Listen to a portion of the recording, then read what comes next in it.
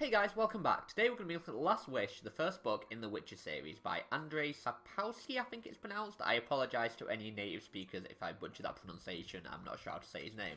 So I've been meaning to read this for a while. I've played The Witcher 3 on PS4, but I've never really finished it. But I've kind of taken an interest in the series. I enjoy the characters, I enjoy the storytelling, that sort of thing, with a lot of lore. And I've been looking at the series for a while, just kind of never jumped into it. And with the Netflix adaptation coming out soon, I thought, what's a better time to jump in than right now? So I decided to pick up the first book. Is it any good? Well, make sure you stay tuned till the end to find out. With that said, that's enough of an introduction. I hope you guys enjoy, and let's get started. So the protagonist of our story is Geralt of Rivia, and he is a Witcher, and Witchers are kind of like mercenaries in that they kill monsters, and they get paid to kill monsters and hunt them down. That's their job pretty much. So it's an interesting take on a protagonist, rather than having the chosen one like it seems every other fantasy book has to have these days. It's quite a small scale story about this guy living in this fantasy world just trying to do his job. Now Witchers have a bit of a bad reputation, they're not very well liked, they're not human exactly, they were human, but they got like experimented on as kids, and they got mutated sort of thing, so they've got enhanced senses and that sort of thing. So people kind of treat them like monsters, and they don't like them, they don't want to be around Witchers, but they are kind of like a necessary evil as they see it. So even though people don't like Witchers, if they have a monster they need dealing with, they will have to call in a Witcher. It's kind of expected if they can't say it on themselves. So the story is actually told through several short stories with like one overlapping story. So between chapters you have a point of view where Geralt's at a temple, and he's talking to characters in the modern time. And when he's talking to them, he kind of references events that happened in the past, and then you'll get a story about the events he's talking about. Now, as I said, like, Witchers aren't really heroes, so it was great seeing this, like, kind of, not morally grey character, but not like a hero character. He's not a very heroic Geralt. Geralt is kind of there to do his job, and if someone gets in his way, too bad. He's not going to kill people, but, like, he can be a bit of a jerk if it comes to it. So it was really interesting seeing this character, like, just doing his job, hunting monsters, like, that's the end of it. He doesn't care about helping people out of the good of his heart, he is just here to do his job. Now, even though he may sound like he's only doing it for the money, he does have like, a moral compass, and he sticks to his morals, even when it comes to, like, monster hunting. Like, he won't kill a monster, if it's harmless. So there are, like, different species and creatures in this world, so if it kills people, it's a monster, and Geralt will deal with it, he'll kill it. Whereas if it's just a creature who's kind of like an annoyance or a pestering sort of thing, he might get rid of it, but he won't kill it, it's, like, against his code. So it was really interesting, like, having this character who wasn't really a hero or a villain. He's kind of, if I had to label it, it'd be an anti-hero, but I wouldn't even say it's that far. Because he's just kind of a normal guy, just going about his day-to-day business. And it was just great having this, like, new perspective. It's quite small scale, there's no world-ending threat, there's no giant monsters that are going to destroy cities. It's all very small-scale stories about small monsters, kind of, usually about Geralt's size, maybe a bit bigger, maybe a bit smaller. And it's how he deals with these monsters in each story, which is kind of like the main plot points.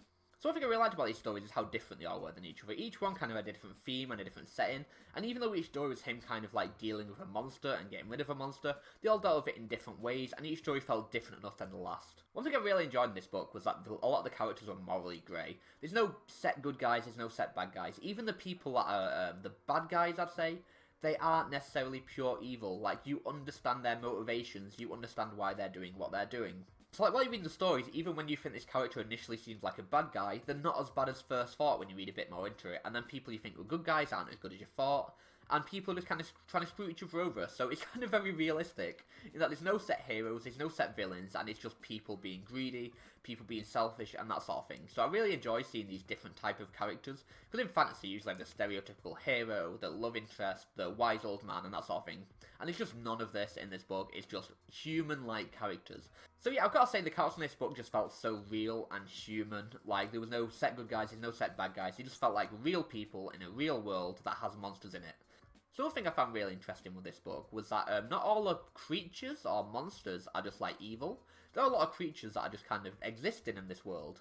And it was just interesting seeing like how Geralt deals with these, because like you won't kill them because they're harmless. It was interesting seeing like how they, like the effect they had on the people of the world, and how they acted and how people reacted to them.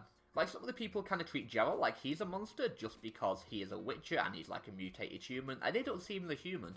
So seeing all these like different people's like reactions to creatures and witches and stuff was just so great to get like an insight into this world and how everyone reacted to like these sort of events that happen.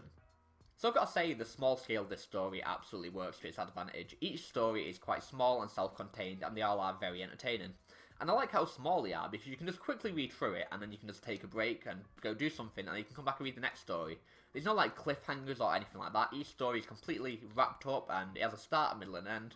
and all the arcs in these stories are really interesting, and each story is engaging and fun throughout the whole thing, and none of them really overstay the welcome.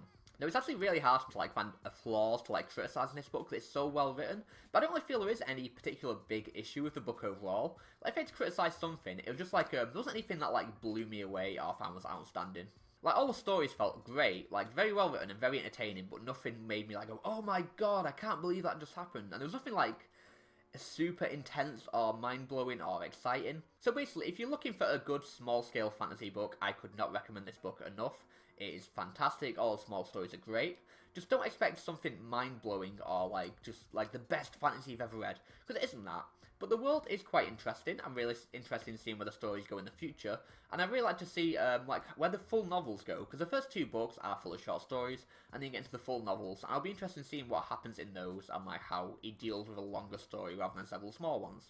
So overall, I give The Witcher 4 stars out of 5. The only reason I couldn't give it a 5 is because, as I said, there was nothing that was like mind-blowing or like incredible. Like, everything's very, very good and great, and I would suggest reading it if you like fantasy, but just don't go in expecting the best fantasy you've ever read, because it isn't that. But it does have a lot of potential in the future. I'm interested in where the sequels go, because like the world is so interesting, and I'm interested in seeing how he deals with this in the larger books. So overall, I gave The Last Wish 4 out of 5, a fantastic book, and would highly recommend to fantasy fans. So with that said, guys, I hope you enjoyed. Have you read The Last Wish? What did you think? Leave me a comment below letting me know your thoughts on this book. It was great, and I can't wait to jump into the next one. So next week, I'm going to be taking a look at Twisted Dark Volume 2, the second graphic novel in the Twisted Dark series. If you haven't heard of Twisted Dark, I've done a full review on my channel of the first volume, so go check that out. As always, my Twitter and Goodreads in the description, so go follow me on there, and until next time, this is JJ Goodman, over and out.